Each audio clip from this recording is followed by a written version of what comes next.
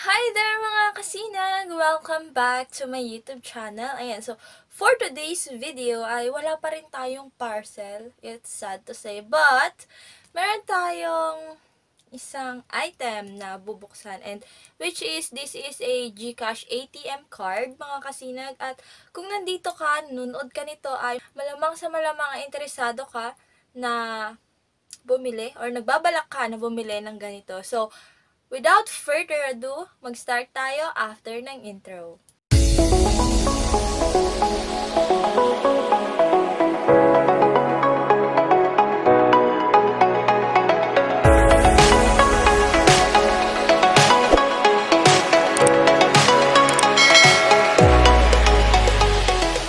Okay, so ayun nga mga kasinag. So, as you all know, 'di ba, ang tagal na naging unavailable ng GCash card, at before ay ito yung itsura niya ng GCash card. Ayan. Bale, hindi ko na 'to nagagamit mga kasinag kasi there's one time na gusto ko siyang ilipat sa ibang GCash account, and then I try to remove it from where it has link.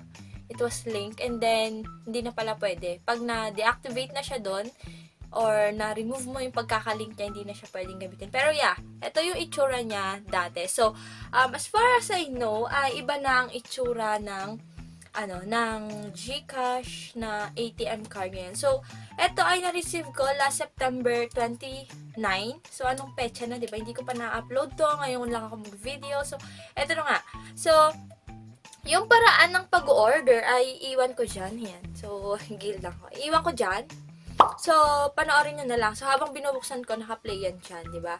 So, ayan. Ito na nga siya. Ayan. So, kayo nang bahalang mag-pick up sa sarili nyo kung masusundan nyo yung video na yan, ha. So, nung na-receive ko pala to, mga kasinag, ay hinanapan ako ng valid ID. And, napakasyalan na ngayon, di ba? Kasi yung mismong PhilHealth ID ay hindi na nila tinatanggap. So, what I showed them, yung kay Kuyang Rider, is my national ID. So, buti na lang meron na yun. Pero, eto nga, ayan na siya, di ba? So, parang ganito rin yung magiging itsura niya. Ayan. And then, dito, Ninja Van ang kanyang courier. So, napakaganda nung, nung lagayan niya. Pero, ayan nga. So, eto na siya, mga kasinag. Ayan. Diba? So, may mga nakalagay dito. So, basahin natin, diba? Discover a new way to pay with your GCash card. Cashless and convenient, sabi niya. No signal or mobile data, just tap to pay with your GCash card, sabi niya dito. And then, dito sa pangalawa, lock and unlock your card to keep it secure on the GCash app. And then, dito naman, shop abroad with low forex and zero convenience fees, sabi niya. And then dito, no bank account or documents needed for fully verified users lang, sabi niya. So, dito nakalagay yung pangalan ko and then my address. At sabi pa niya, mga kasinag, please protect and secure your card PIN and MPIN. Do not share. So, ayan yung pagkakasabi niya dito. Okay, so, the moment of truth. Sige, buksan natin siya dito. Ayan siya, oh. So, ayan. Paano ba ito binubuksan? Or dito yata. Baka dito sa taas. Ignorante, diba? Ayan. Oh. Sige, bakit pa? Oh, kita ko na yung card. Ayan na siya. Ito pala. That is what it looks like. Oh, kasi nagayan. Ayan siya. So, ano ba? Ayan siya. Oh my God! Yung ganda niya, mga kasinag. And, ito pala, mga kasinag, nung in-order ko siya, ay kinlik ko yung button na, kasi 'di ba yung kung napakita ko na dito, hindi ko alam kung napakita na, pero 1 and 2 lang yung pinakita ko diyan. And then yung pang third one kasi is pwede kang mamili kung ipapalagay mo yung name mo dito, this part, or hindi. So what I did, kasi dito ay wala naman yung pangalan ko, so dito ay pinalagay ko. Ayan, so as you can see, nandiyan yung pangalan ko. And then, eto siya sa likod. So, tatakpan ko yung number niya.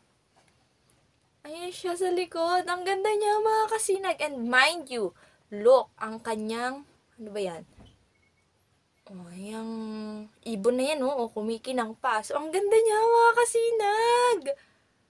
Oh my God! Meron siya dito sa likod, yung expiration date niya, and then yung virtual account number, and then yung 3-digit number. Ano kasing tawag doon? Hindi ko alam.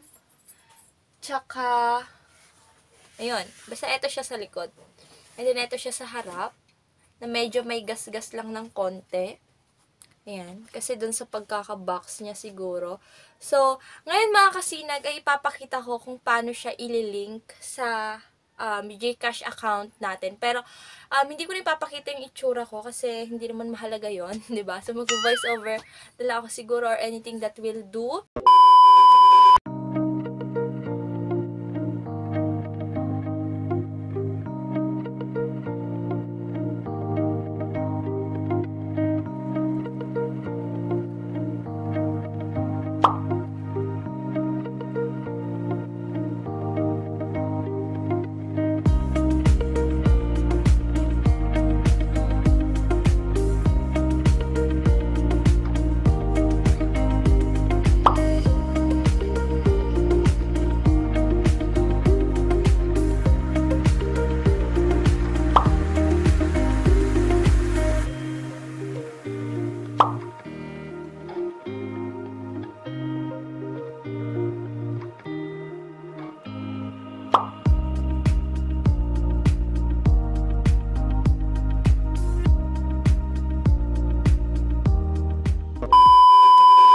So, ayan lang mga kasinag, di ba? So, napakadali lang naman pala na i-link yung yung card. So, hopefully this video ay nakatulong sa inyo mga kasinag at sana sa mga susunod nating video ay nandyan ka pa rin and hopefully sana pa, di ba? So, makapagbukas-bukas na rin ako ng parcel kasi wala pa talaga ako na-order ko kung ano ba yung kailangan ko na i-order, ganun. So, with that, hanggang dyan na lang mga kasinag yung video natin. At kung nakaabot ka man dito sa minute ng video na to, kung nagustuhan mo man, give this video a like. Please do share it if you want. At kung hindi ka pa nga nakaka-subscribe mga kasinag, ay please do subscribe. Again mga kasinag, I am your Ate Aren. Ready for the worst, hoping for the best. So, see you sa ating next upload mga kasinag. Thank you.